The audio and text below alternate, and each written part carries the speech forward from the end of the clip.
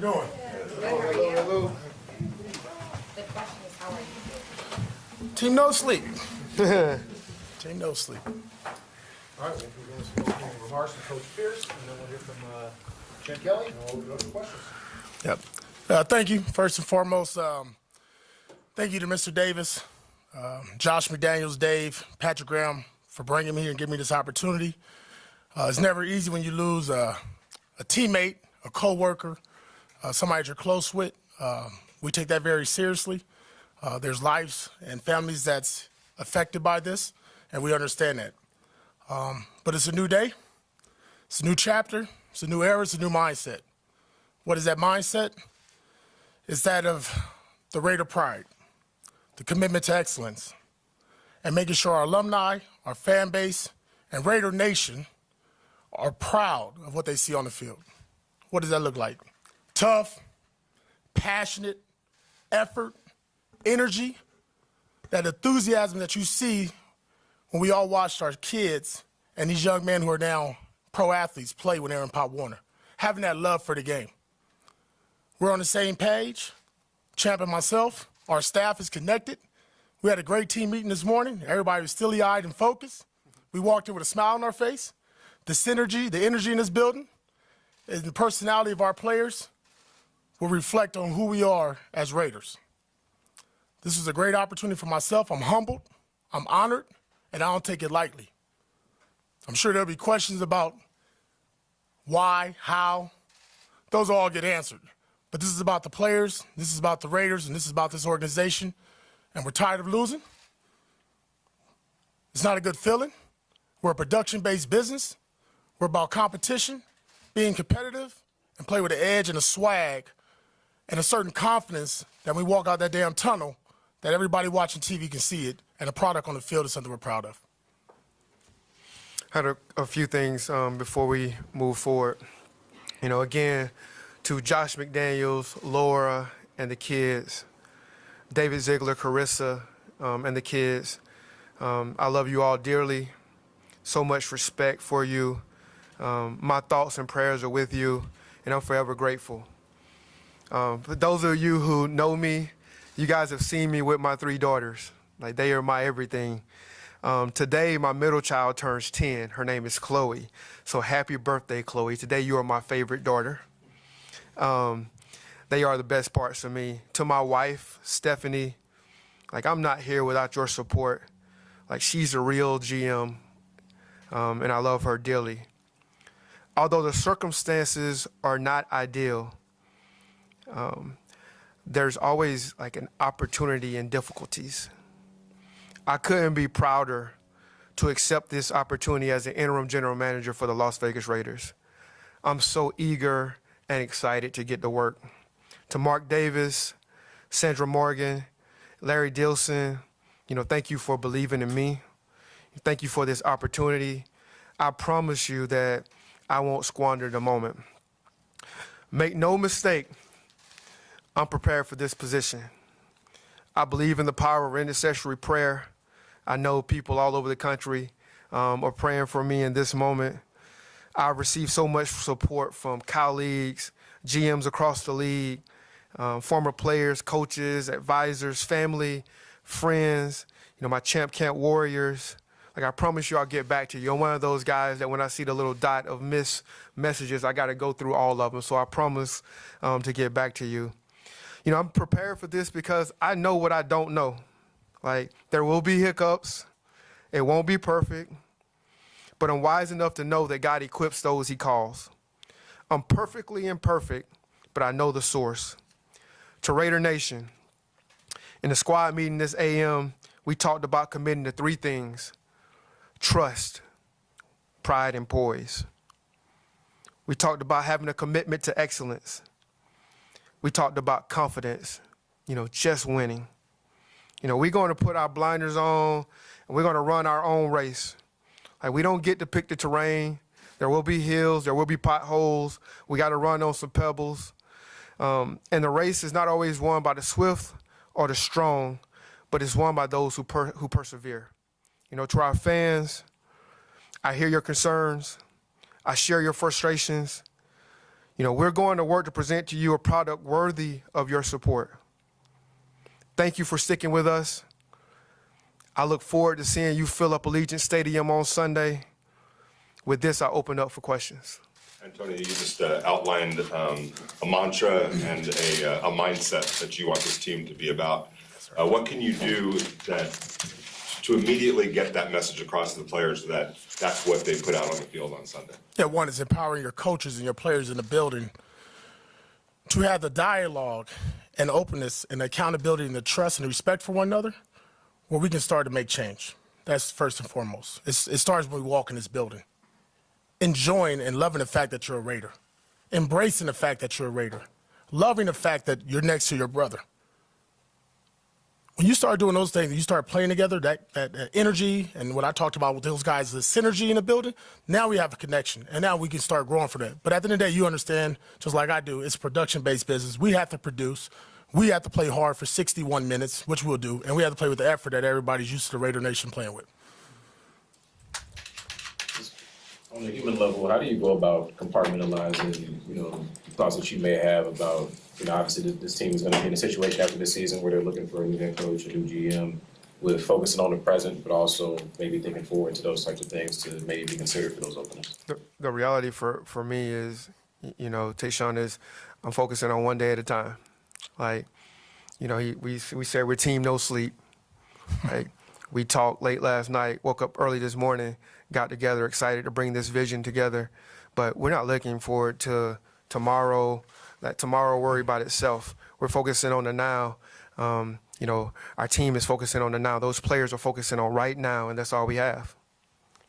Antonio, when you got into coaching, was this a goal of yours to eventually become a head coach, and what does this opportunity mean to you on a personal level? Yeah, I've been fortunate. I've played at a high level, went all the way back to my roots and coached at Long Beach Poly.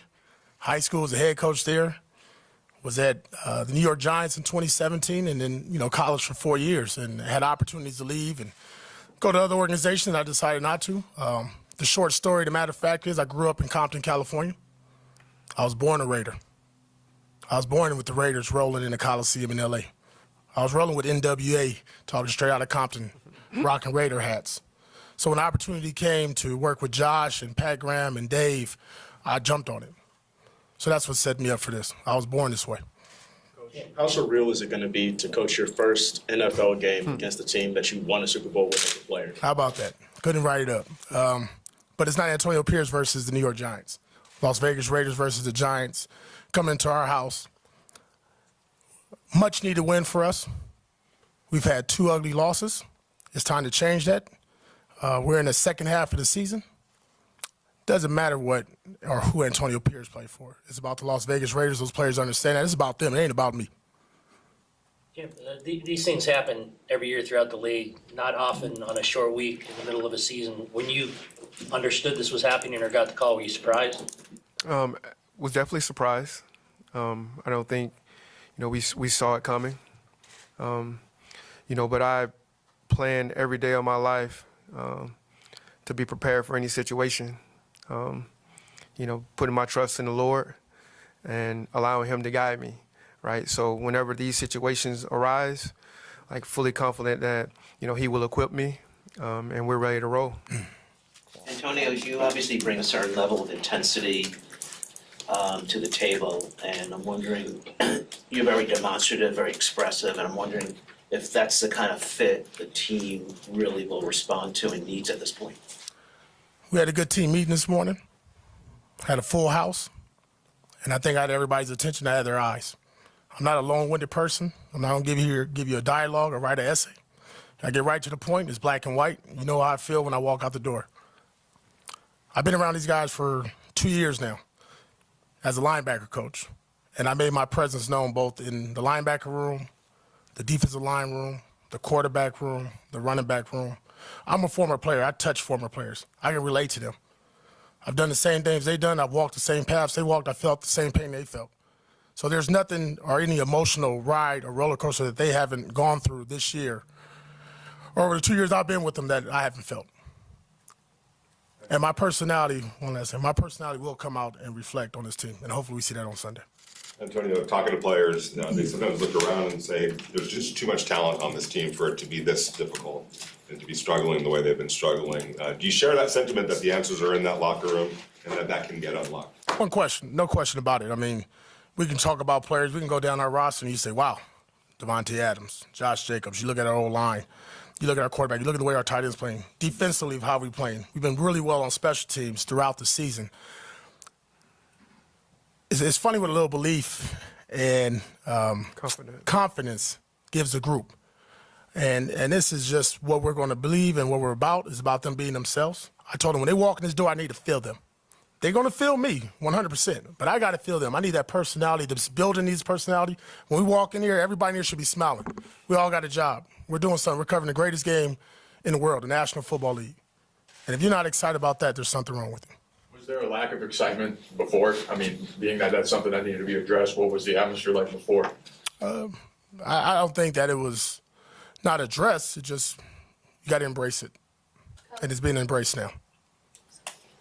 Coach, congratulations, first of all. Congratulations to both of you, and happy birthday to your daughter. Appreciate it. A quick question. When you talk about personalities and this being so human, what was the reaction of the players when you gave them the news? Obviously, you're all smiling.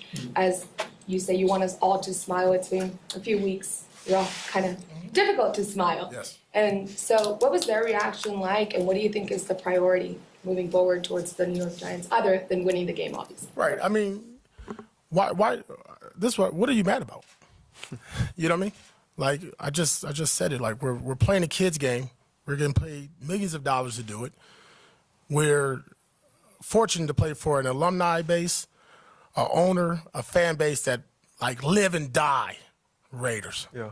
And when we walk in that stadium, it's got to be electric. And what I told these guys is, it's simple, man. Listen, who knows? I'm not promising we're going to go undefeated. I'm not promising, we're going to, redo the record books. But I am promising you this. We're going to have fun doing it.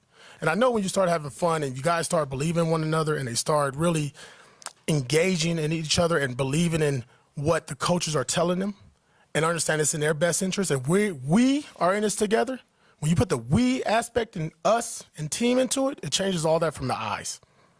What are your thoughts on the quarterback position going forward? It'll be Aiden going for it. Why Aiden? We just feel like this is his best chance. What was the reaction like in the locker room when you made that announcement? Very supportive. Yeah. The guys are rallying behind him. They're excited to watch him, get his opportunity. Like, I was there as AP was speaking to the team, and he had their eyes. There was an energy that was tangible in the room. There was a true excitement, and guys are geared up to prepare for this weekend. How much does it help that Coach obviously played in the league and did it at the highest level and has a ring to prove it? I mean, there's no better form of teaching than modeling, right? So this guy did put on those pads. He strapped it up. He played at high-level football games. They know that.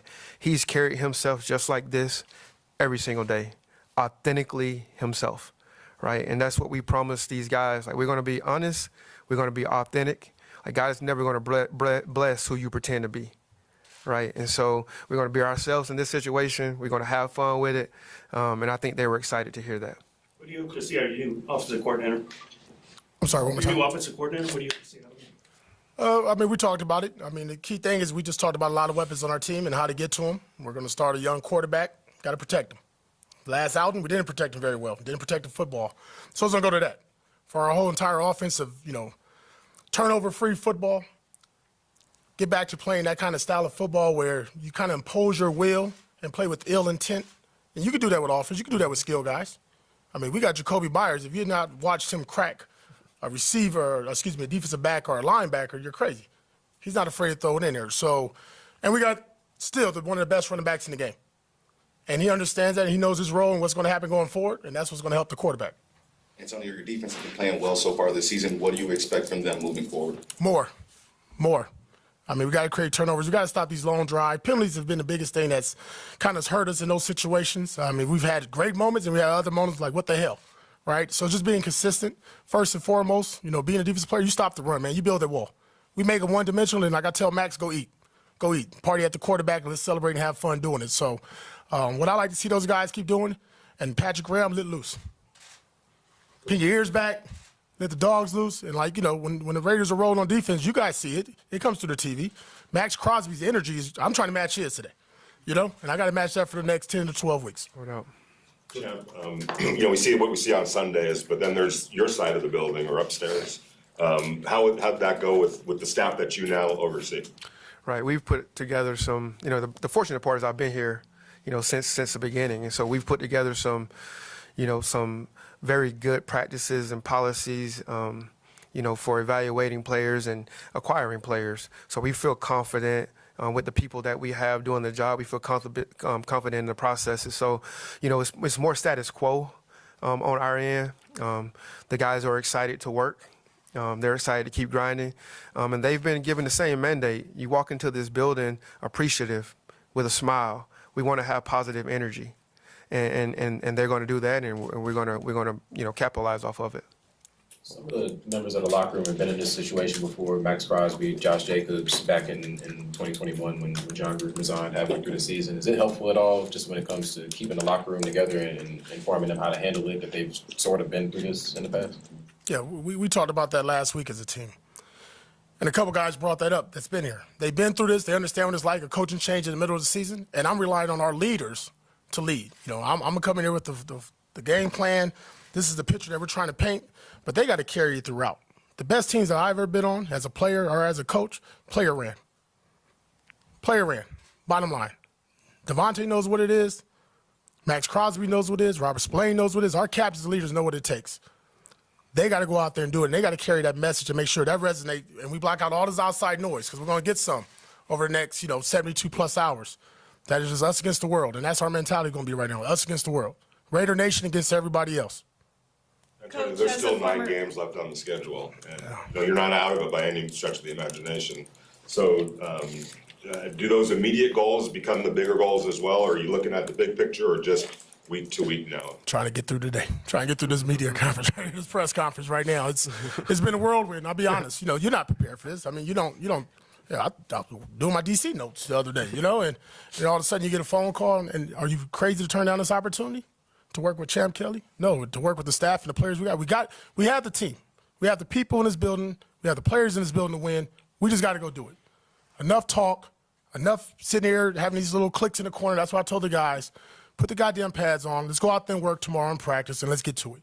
Bottom line, and let's see where the results go on Sunday. I know from a personal standpoint, you probably have a lot of people back in California that are, what do you think I'm sure you've talked to a bunch of them, but there's got to be a great response by your family members and friends back there. Yeah. I mean, ticket requests, I don't know, we can pack the stadium up. I need another 20,000, but we'll be fine. Look, the Raider Nation does a great job. They come wherever we go. They travel well. We got a big test this week with the Giants coming to town. A great opportunity for us to get a fresh start and get back on a winning track. We'll get everybody in here. Let's go Adam, Heidi, Chris, Paul, Q. Coach, you talked about what you wanted to see from your offense. How much of a challenge is it from now, with the influence Josh had on offense, from now until Sunday to kind of get a plan together and what you guys want to do and accomplish? Yeah, I started this press conference by saying it. New day, new month, new chapter, new mindset.